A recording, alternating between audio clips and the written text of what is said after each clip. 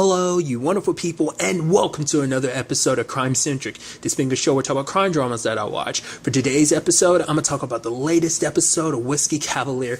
I love that the team, tried, because apparently they got that thing at the beginning where it's kind of like a practice run and stuff like that. And I love when it was all said and done. They didn't do it, but the guy running it was like, oh no, it's okay, guys. No one's really supposed to do this because it's kind of meant to be an impossible thing, but you guys are getting better and better. I love that Frankie was like, I guess we're just going to have to shoot Standish. And Will was like, no, we don't have to do that. And they found a way around it. But then Standish got pissed later on when he found out Frankie was willing to put him down to get the bad guy. He's like, wait, what? You're willing to do that? And I love that episode is more so about the whole, dynamic of the team, because the team is kind of off kilter, because it always has been a little bit, but obviously things kind of get a little more worse because Will and Frankie just have different approaches to how everything works. I do love that because even the team in itself is kind of divided amongst them, because obviously Susan's got Will's back trying to talk him and everything, whereas Frankie has Jay has Frankie's back, which we end up learning the reason why Jay and Frankie know each other is because when they first met, Frankie was trying to kill him, but it's like, oh, Jay kind of puts that behind him and everything, because it's like, oh, it wasn't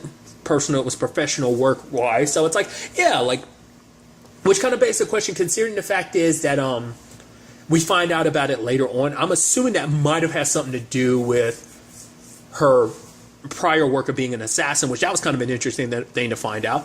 How do you get into the work of an assassin and then eventually turn into a CIA agent? I wonder what she caught and they were like, you're so good at what you do, why don't you come work for us? Why don't you become what's the actual term for, there's a certain term for CIA agents. I forgot what it is. I'm blanking on it. It's going to piss me off. I don't remember what it was. It's something.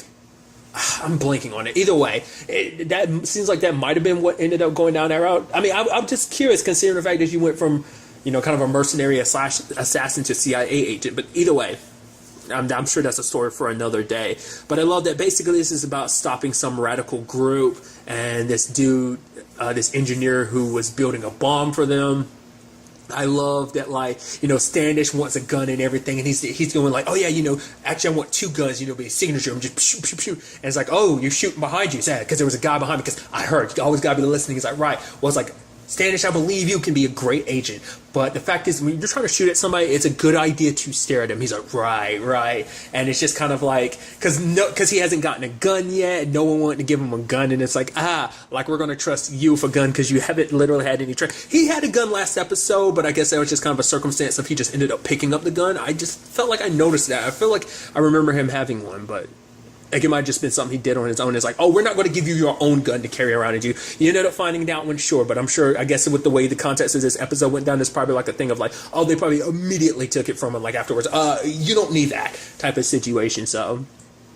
But like I said, it's just kind of this bubbling issue between the team. Because I guess, for Will, it's like, how can she not? The fact of the matter is my charm. He's like, I'm going to infect you with my charm. She's like, you're going to infect me. He's like, yes. And he kind of does a Fast and Furious thing of we're family, to the point she gets tired of it. She's like, we're not family. He's like, yeah, we are a family. And kind of like, oh, see what I did? I tied it all back together. I even love it, because Frankie's like, the fact is you wear your heart in your sleeve. The fact is means you're compromised. And the fact is, how can I trust you to have my back? He's like, I literally saved your life. And she's like, and you won't stop talking about that too. It's like, because obviously Frankie doesn't like the fact that he wears his heart on his sleeve, especially the way things went down last episode, caused some problems and everything. You literally kissing sucking on the face of the lady who ended up being this big time criminal and stuff like that. It's like, to be fair, none of you saw that coming, so I really wouldn't blame him in that, because he thought she was kind of an innocent person. She kind of fooled everyone in that regard, but I guess it's Will's the one that was literally caught making out with her, so it kind of falls heavier on him in that regard, I guess,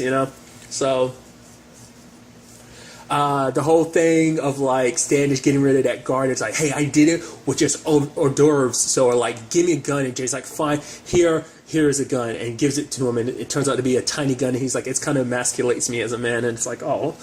And I love that later when he tries to do it, he's lining up the shot and bam, shoots Jay in the arm. Luckily, it was kind of a real, for one, it's a small gun, plus it was kind of barely, well, it was a big scratch, but it was just kind of and then you have him be like, oh, and Jay's pointing the tracker on him. He's just like he wanted to shoot Standish. It's I love that they kind of pissed him off. But I love, because obviously, Jay ends up getting pissed at Susan, because Susan kind of has a tendency to overanalyze people and being the fact of the matter is that, saying like, Susan is like, oh, the fact of the matter is you can talk to Frankie, convince her, you're kind of besties and stuff like that. The fact is, I'll talk to Will, and he's touching on her and all that.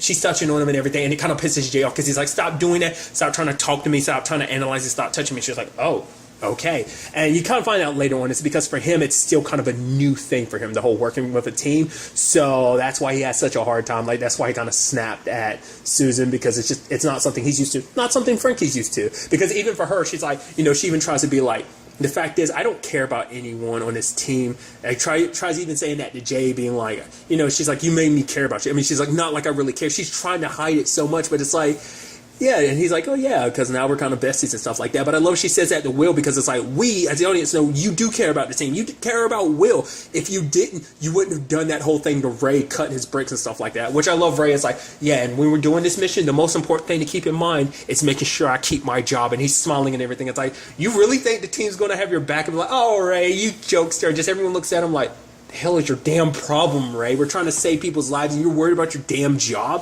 That's all he's cared about, because it's like, yeah, this team falls apart, he kind of loses his new job and he's kind of up shit's creek essentially. So but I also love that whole thing about him being like, because for Susan, she looks at Will as kind of like his heart being like kind of one of his, his superpowers is the fact is that he puts other people first, before himself. So that's one of his far. But he's like, oh, I thought my handsome good looks was that case. And she's like, he's like, what? No. He's like, look at, it's like, stare out this window and tell me. And she's like, oh, wow, you are quite handsome. He's like, see, she's like, you're an idiot. He's like, yeah. But, it's like, yeah, I just love that bit. Obviously his heart on his sleeve and everything.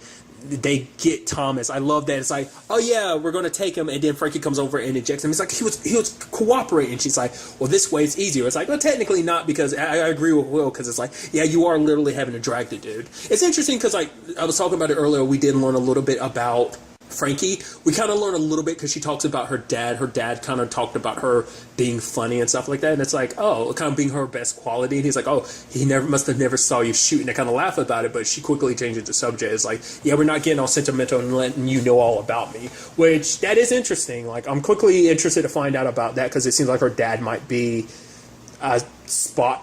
I don't know. It makes you wonder too, like, on some level, maybe that's the reason. I don't know, because you would think if there was kind of something there with her dad, maybe like the whole Thomas situation would have, maybe that is one of the reasons why she was super reluctant to believe him. I love that Susan comes up and she's like, no, everything about him is kind of really trustworthy about this old daughter situation. And Stannis walks up, he's like, yeah, I agree. And even though this is not my, we're my profession of expertise, so I'm going to shut up now. But I mean, it turned out he was honest, and it was about his daughter. I mean, the sad thing is, when it's all said and done, he ends up dying. So he was trying to do, because it's a situation where he was like, I was trying, I didn't have any choice, but Frankie was like, you did have a choice, which that makes me feel like, was she talking about, is that some kind of like slight response to herself? Because, the way Marco, the guy that she knew on his job, interestingly enough, I also love that she ended up kicking the dude's ass, and just like, oh, didn't take no for an answer. And some of the ladies you can see in the crowd kind of clapping for her. So it's like, it's just kind of interesting that she kind of turned that into that. But I thought it was kind of fascinating how she responded like that with the whole thing of like, you always have a choice. Makes me think like, some of the wet work she did back in the day. I mean, to be fair, the CIA's probably not that different from her being an assassin. So it probably was, now I'm sitting here thinking about it, it's probably not that far off from being like, oh, I can transition into this work. Because they're probably like, yeah, you did such good job. It's like, we'll leave you to handle a lot of our wet work essentially. So, that's what I'm kind of thinking about that. But, maybe that's something else connected to her past, or like someone else had a choice to make, but they didn't choose. I mean, in Thomas's case, it's a thing of like, he had to choose between his child and a bomb that would kill a whole bunch of people. So it's like, it's an impossible situation, but I'm sure in Frankie's eyes, it's like, no, it's not. You do what's best for the rest of people. Maybe she, like I say, she was in a situation where she was in that exact same situation and had to sacrifice someone. Who knows? Because Frankie's past is, Will is an open book. You ask him about himself, he'll tell you, but Frankie's very tight-knit, and I'm curious, I'm sure maybe it has something to do with her upbringing. I mean, obviously she talked about her dad, didn't talk about her mom, so that might be a sore spot, but the fact is, something in her life made it so that she decided to go into the work of assassins, like a very cold line of work, even the whole, building up all these barriers around herself and stuff like that, I also love that whole situation of them working on the bomb and stuff like that. And I was like, it's so interesting that they didn't comment on that, because he was like, she was on top of him and everything trying to get the bomb. And she's like, okay, in case I don't get the chance to say this, the fact is you are a very capable agent. And she's like, yes, I get it. I'm very, difficult to work with. He's like, you're a piece of cake to work with. And just kind of like that bond between them. And I love that when it's all said and done, she looks at him and they're smiling and everything. Like, yeah, we did it. And he's like, they're green, by the way. And she's like, what? He's like, you were trying to figure out what color my eyes were. She's like, no, I wasn't. I was like, I love their back and forth. It's so good. I think their bond is easily, you can easily see like there being, the partnership there and everything. So also, interestingly enough, the whole Marco dude, isn't that, I don't know the actor's name, but I don't even remember the character's name, but Banshee. You remember Rabbit's, the dude who was kind of like Rabbit's son, he was kind of like Anna's brother, but there was obviously more there because he actually had a thing for her. Isn't that the same dude? I think so. I kept looking at that actor. I was like, I recognize him from some. I think that's what it was. Because I think in Banshee, he had like a very, very short haircut. Like it was almost like buzzed hair. If I remember correctly. It's been years since I've seen, like, especially that was like early Banshee. Like that was like season 1. The last time we saw him, I think that was the only season he was in. I could be wrong. So it's been a while, good couple of years. So. But nevertheless, I did like that thing of like, yeah, Frankie's like, yeah, when I took you down, it took you stayed down. And like a real man stays down for like 20 seconds and to get back up. Right, Will? And then Will pops back up in that action. I love it because it obviously is contrary to like her constantly kind of referencing like, oh, when he was like, oh, ladies first. And just like, yeah, you go first.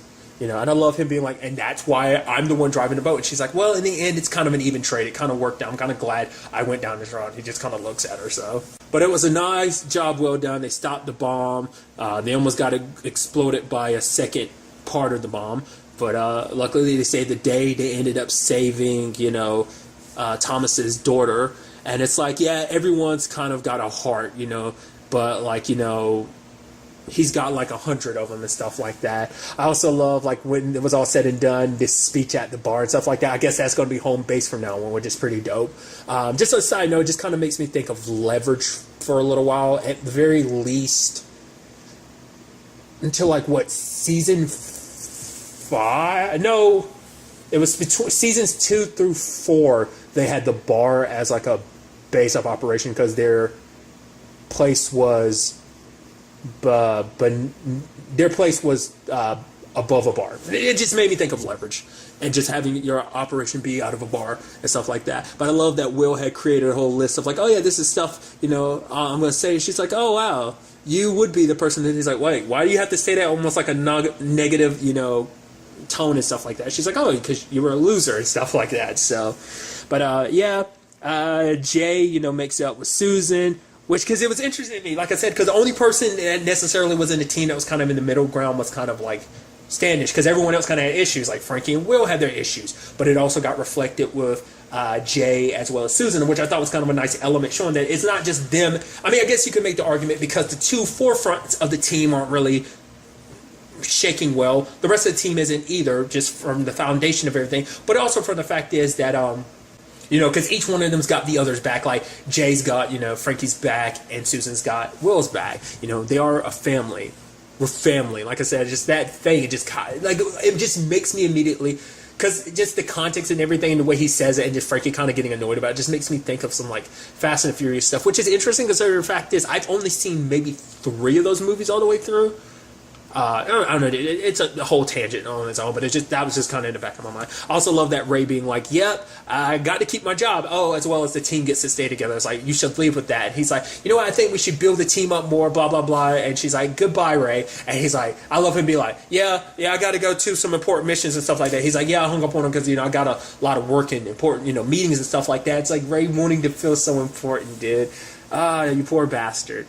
But I love that Jay ended up giving Standish a gun. And they're like, oh, yeah. It's like, but it has no bullets. It's like, yeah, you got a long way before you work your way up to bullets and stuff like that. So that's why, because I think I pointed it out last episode, like I was saying earlier. It was just kind of interesting that he had a gun. I didn't expect that. Yeah. Because apparently he got no training because he just got stuck in front of a keyboard and stuff like that with the NSA. And that's just kind of as far as it went. So. But like I said, when it's all said and done, it's like, oh, we do see them coming together as a family. Obviously, still got some kinks to work out of, but definitely a huge leap in progress, I meant to say, for this team coming together. So that was pretty dope. So I'm very interested to see what the next episode has in store for us with all of this. But really, that's all I'm going to talk about. Till the next time we meet, be happy, be safe, live life to the fullest, and enjoy it. Good day and goodbye.